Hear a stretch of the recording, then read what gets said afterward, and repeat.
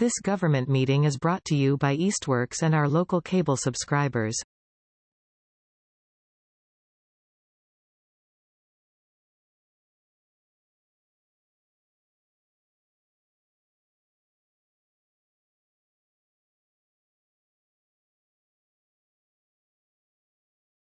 And I will also now open this meeting, and I believe our first task is to roll call in. Laura Scott, present. Eric Ayette. Here. And Megan Harvey here. Okay. Our first item on the agenda is public comment. As a reminder to folks who are here, we ask you to identify yourself and then, well, first raise your hand on the Zoom call or the Google meeting, whatever it is, and I will direct you to unmute, and you can speak for about 3 minutes. Please identify yourself, and then just know that we are not able to respond directly, but we are taking notes and we are paying attention, and you are only able to speak once. I think I've covered all the rules. Okay. All right. And so do I have anyone who is interested in public speak?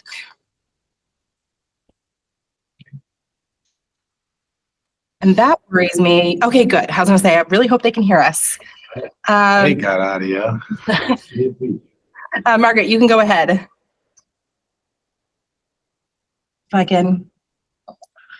Can you unmute yourself, Margaret? Oh, yeah, she is muted. Mine's good. Oh, am I able to do it on any of these? I'm not able to unmute. Yeah, I think she's able to. She was saying just 1 second. Okay. She's on a phone. It's more patient.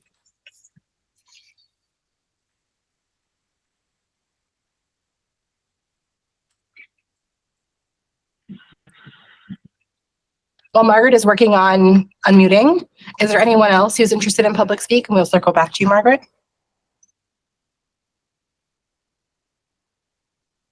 Oh, she's back. There's 2 of you. Okay. That one's also. I think I now have fixed the problem. Did it work? Yes, thank you. Okay, good. My name is Margaret Betts. I am here to express my sincere request that we have a level service budget for this coming year. There are many needs that exist in all public schools right now, and the only way to serve those needs is by funding them at the appropriate rate. We are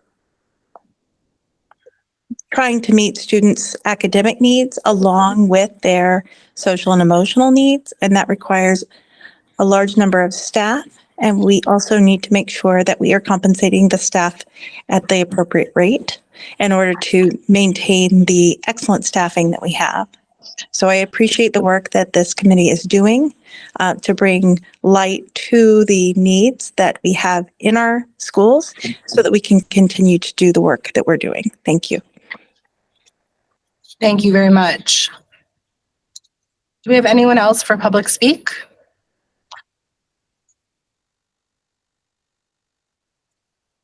Give it 30 seconds or so just to make sure none of you change your mind.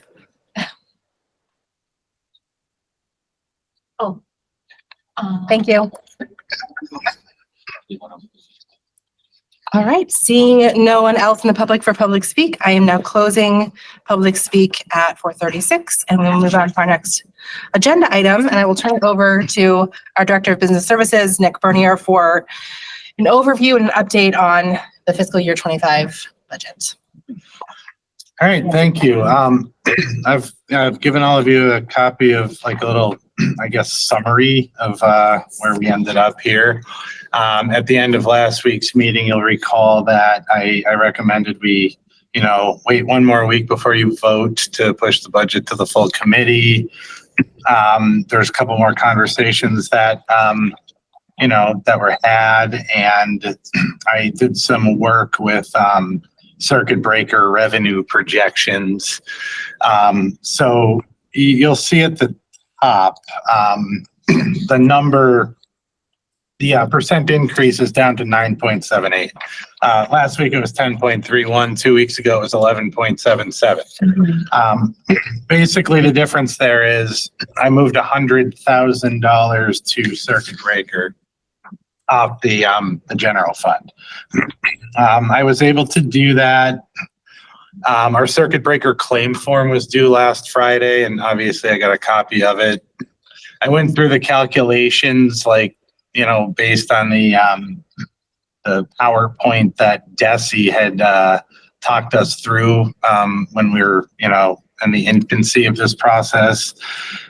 And, you know, provided everything in the claim form is right, and I mean, there may be some couple things Desi adjusts, that happens every year. But, you know, my calculations line up exactly with what was in that PowerPoint. And, you know, I not only believe that we'll get a good amount of extraordinary relief for this year, which will help with the deficit at the end of this year, which will make us a little less nervous about school choice money use next year. But the revenue from circuit breaker for next year, I believe, will be higher than I thought it would be as well. So I'm comfortable doing that. Any questions before I move on? I'm not going to talk anything to death here. You've heard most of this before, and so has the folks attending at home.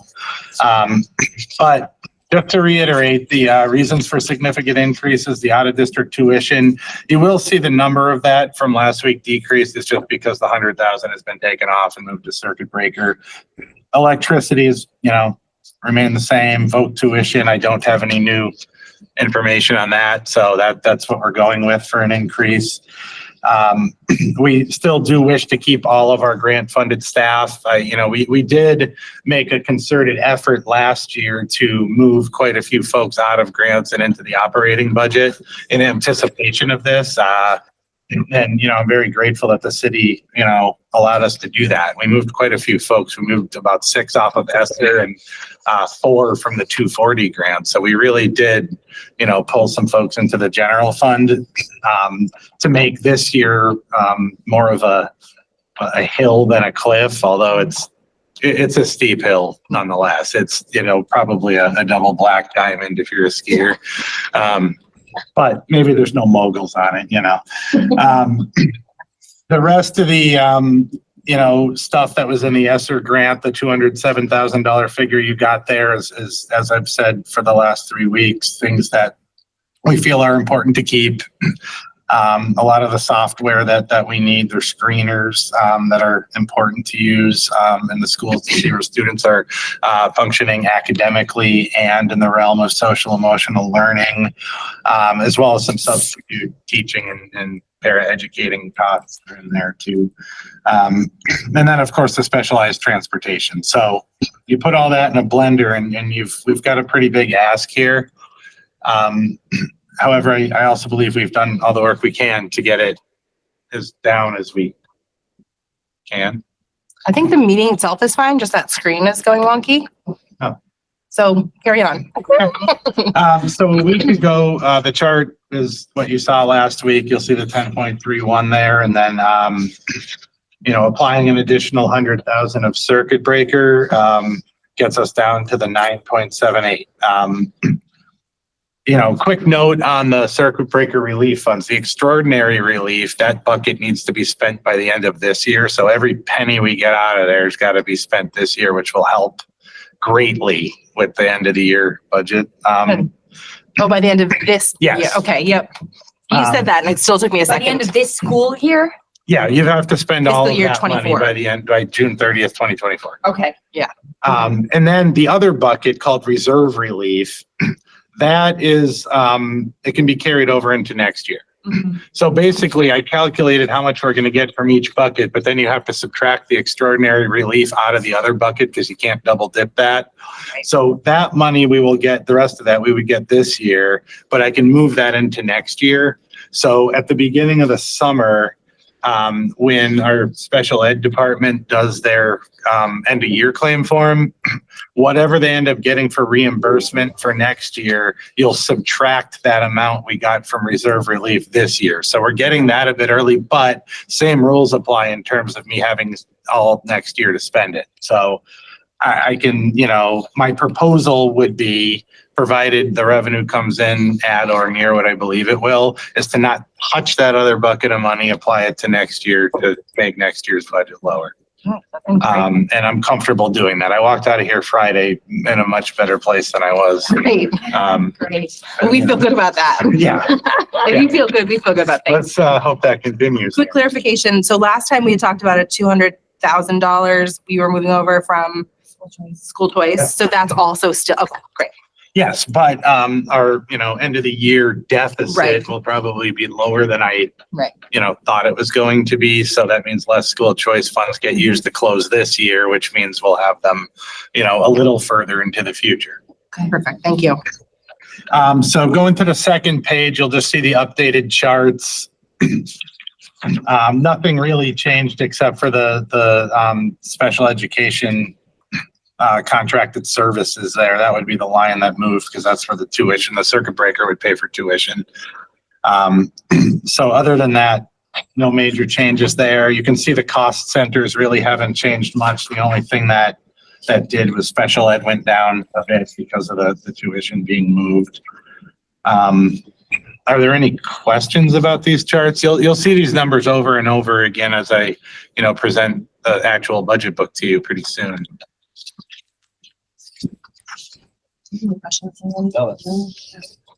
All right, then moving on to the final page by cost type. Again, not much change except for the fixed costs would have went down a bit because that's for the $100,000 of tuition would have been. To remind everyone what those fixed costs are, things like utilities, vocational tuition, your special ed tuition figure went down by $100,000 there to reflect the circuit breaker application. Your regular day and vocational transportation, your special education transportation, and your homeless and foster care transportation are all examples of fixed costs, as well as things I put in a quote other bucket, which would include legal services, some instructional services we have to provide to students that don't appear anywhere else in the budget, our copier lease, our postage meter lease, like things like that are fixed costs. They are what they are. Again, just to reiterate, we're not focusing really on adding anything this year, but rather maintaining the services that we currently have, while looking, for creative solutions to, expand our services without necessarily expanding our staff. I know our superintendent had mentioned some of those ideas last week. We still do propose not replacing the vacant Mountain View School Special Ed position, and all those numbers reflect that. And we also still propose moving 1.0 FTE Mountain View Elementary position to a middle school intervention position, as we see the need for more Tier 2 support at that level. And the way the enrollment is, and we are able to do that and still maintain reasonable class sizes. So it's good when things work out that way. Things to keep in mind as we kind of close our finance subcommittee process and kick it to the full committee. Pandemic related needs are still here. Things like unfinished learning, mental health challenges, things like that. Even though the federal COVID relief funds are depleted, it's the needs are still there, which, a couple of years ago when we were applying for these COVID relief grants, everybody's thinking 3 years in the future, yeah, this will be behind us. We'll be okay. Maybe not completely, some folks, sure. I've probably bounced back, but there's a lot of unfinished learning out there and just a lot of trauma from, things like isolation and just, things we all endured, adults and students alike. And especially your youngest learners who some of their, very critical formative, social development was not spent in a sandbox because of COVID isolation protocols and things like that. So, when young children miss out on that, there's a huge impact. So that's why we're really advocating to maintain the services we have so we can continue to support people as they recover from the pandemic. Another thing to keep in mind is the ESSER 3 grant currently funds 6.86 FTE positions. We have determined that keeping these positions is necessary to continue to support students. I told you we've met with our leadership team several times and talked like, is there anything, here? And I know the original intent of this money was to, possibly sunset some positions when the funding ran out, but I don't see us being able to, provide the support that we need to with making any, reductions in those positions. And I'm speaking both as a business manager and as a former principal and teacher. Like, I'm wearing all those hats when I say that, these things are still needed. We have unknown personnel cost increases as we're currently in negotiations with all of our bargaining units. So that's another thing to keep in mind. And then just one more little bit of statistics for you, I guess. Our proposed total increase over the FY24 approved budget is in the amount of $1,842,176.82, which is a large ask, but 60.26% of that increase is personnel costs, which are essential to providing the services that we need to. 29.92% of that increase is the fixed costs that I've mentioned, and only 9.82% of that are variable costs, which fund things like curriculum, supplies, PD, travel if somebody were to attend a conference, things like that, which, you can sometimes look to shave amounts off variable costs, but our variable costs aren't that high. And we need to provide curriculum and we need to provide some PD. So, I think we've gotten it down as low as we can. One last thing, I just kind of want to clarify something we discussed last week. We had a conversation about the percentage of total operating budgets that different places around the area allocate to education. And, we talked about it a bit. I don't think we really got too deep into it other than just kind of, looking at the percentages from us and 9 other places around here. But, I just want to, provide a little bit of clarification about what goes into those numbers. For instance, in Easthampton, you saw that, over time, it was, I believe, about 39% of the total operating budget went towards education. You might have noticed a couple other buckets. If anybody had went to the DLS website where I got all that info, for instance, unclassified would appear high in Easthampton, but unclassified contains all your educator health insurances and retirement contributions and Medicare tax and all that stuff. Debt service may have looked a little bit high in Easthampton, but we just built a $109 million building that we're going to be paying off for quite some time. So, I just want to caution people when looking at that data and, jumping to an immediate conclusion that we're not necessarily putting enough towards education in Easthampton, because in other places, like some of the ones that were extremely high, like Southampton and Westhampton, they're members of a regional school district. The health insurance and everything is part of their education budget. Their debt would be part of their education budget. So, because they're part of a regional district, their towns allocate stuff differently. So that can explain some of the anomaly. Okay. And, after our meeting was over, I just kind of, wanted to make sure that I clarified that because, I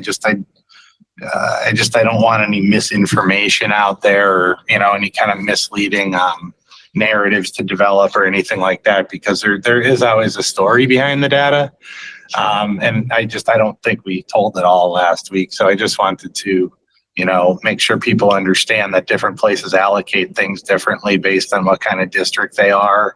And that can explain some of the discrepancy between us and some surrounding places. That's fair. Anybody have any questions? As folks who are watching probably saw, I was looking back and enrollment information.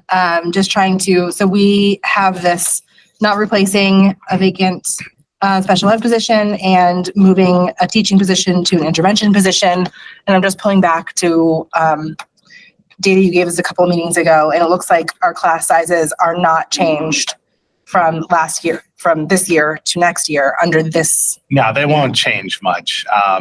You know, the amount of kindergartners that we have this current year was smaller than we projected. And, you know, as they matriculate and move to new grade levels, that, you know, follows them up. And, you know, we're able to essentially, I don't want to say free up a position, but, you know, move one somewhere else where it's, you know, going to be needed more. Yep. It looks like most of the classes are in fact the same size or even a little smaller, with the exception of the 8th grade that goes from like 22 to 23 average class size. So just in case, and this is just for Mountain View, but just in case the reduction in reallocation, not just in case, I guess just as further explanation and context for that. It does not change class sizes substantially. And the high school sets its limits in class enrollment, which they do this spring, they're doing now, right? So there's only X slots for whatever course, and when those slots are filled, they're done. So which is why that's the the control enrollment's there. not, it's not done by class size there. Right. It's going to vary. You're in an AP course, there might be 8 kids. Right. If you're in English 9, there might be 22. Correct. Great. Anyone else have any questions or? Oh, that's all great. Yeah. All right. So go ahead. I'm sorry. Oh, Superintendent. I think you did a great job of, you know, working to get it down. But this is as far as we can get it. Yeah. And it's going to affect service for kids if we go any lower. And that's not a value of this city or our district or school committee. So, yeah, we'll just deal with how we get what we need, but this is what we need. And this is much closer in alignment with like city authorities that we discussed and stuff. This feels a lot more comfortable for everyone. Yeah, I think there's a big difference between being over 10 and being under 10, just mentally. Seeing one less digit. Yeah, is- it helps. So I appreciate all the hard work you've put into making this work in a way that doesn't undermine the services we provide. Do you want to give a brief outline for the public of what the rest of the schedule looks like? Yeah, although I'll defer to Nick because really Nick is doing a lot of work behind the scenes and then just shows back up at school committee. All right. Well, after the subcommittee here votes to push the budget to the full committee, which I'm assuming will happen in the next 5 or 10 minutes, I will finish my budget book, which most of it's done. There's just like all the charts and graphs and pretty things in the front can't be done until we settle on a final proposed number. And then, you know, once that's done, I make my copies of it. I distribute it. You know, I will, all the school committee members will get an electronic copy. There will be an electronic copy on the EPSD website as well. You know, if there's a few hard copies kicking around, there'll be one in the city clerk's office. The mayor's office gets one. The superintendent's office will have one for public viewing. And then there's, of course, a couple extra copies because we need to keep them for historical purposes. From there, the next public hearing will be on March 26th at 6 p.m. There'll be a legal ad in the Gazette advertising that prior with a summary, more or less, about what you heard tonight, letting the public know when and where the hearing is, as well as where they can view the budget. At that meeting, there'll be, you know, some public speak time, folks speaking for or possibly against the proposed budget. And then ultimately I'll do a PowerPoint presentation of, you know, the ins and outs of it. And then the committee will, I guess, deliberate and vote on it. From there, I get all my information to the city so the mayor can finish her budget book. And then she'll present to the city council sometime in April. After that, there's more. The city council finance subcommittee will meet with every department head about their budget. So Superintendent Benenda and I will attend a meeting. I think it's May 6th, but without looking at my calendar, I can't be sure. And basically we'll just talk about the purposes for our budget increase and everything. If they have any questions, they may they may wait to hear from us again. There's no telling what'll happen there. Oh, it's May 7th. I'm sorry. It's May 7th. Those are those public meetings of Yeah. the city council finance subcommittee? Yeah, they are public meetings. They take place in this room, I believe. But there's a hybrid option as well. At least there was last year. And then from there, the City Council Finance Subcommittee on May 13th will vote to push the whole budget forward to the full council for a vote, which usually happens in early June. There's no date set for that yet, but that's usually when it happens. So, but we don't expect to be giving much detail of this. We have a regular session tonight at 6 p.m. for the school committee. We don't expect to be discussing this in detail. That is what this public hearing for the budget on March 26th is intended for. Yep. Excuse my screaming phone. Okay. All right.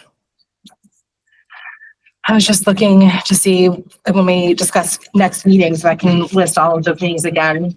In case the public is interested in voicing their thoughts about where we go from here. Any other questions about the budget before we go to a vote?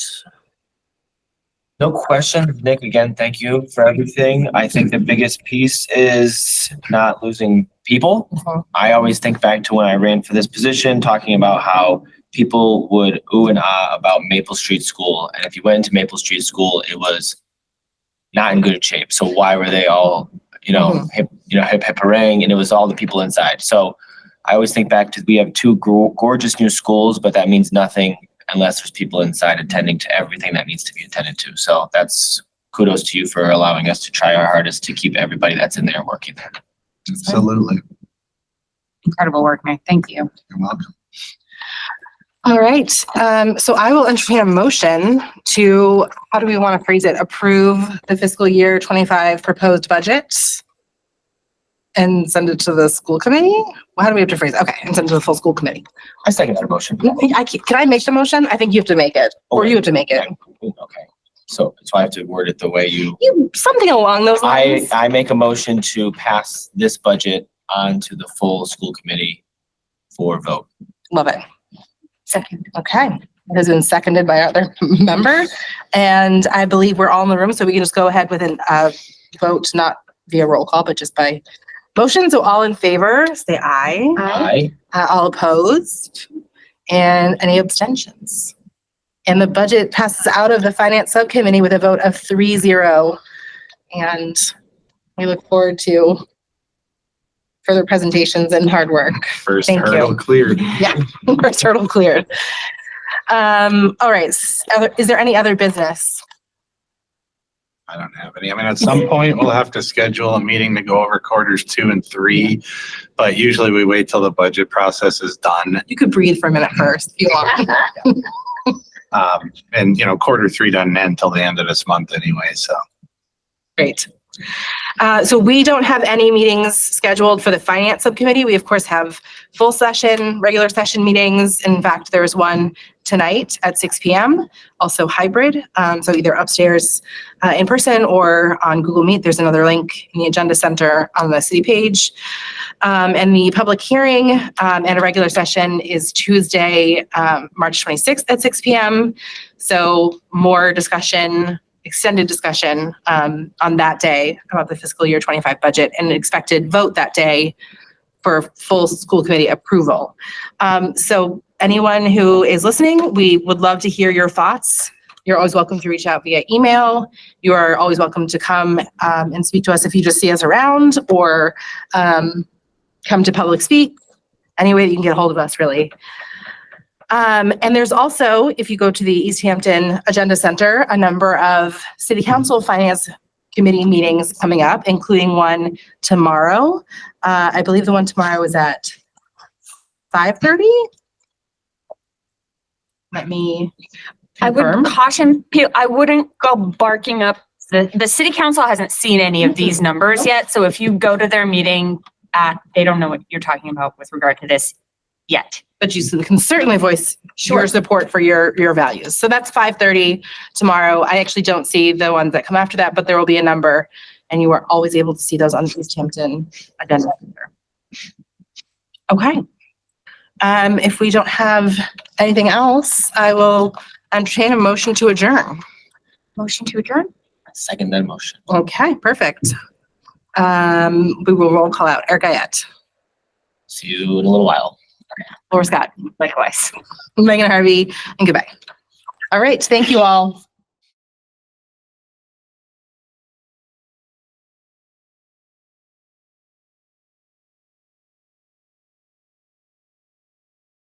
This government meeting is brought to you by Eastworks and our local cable subscribers.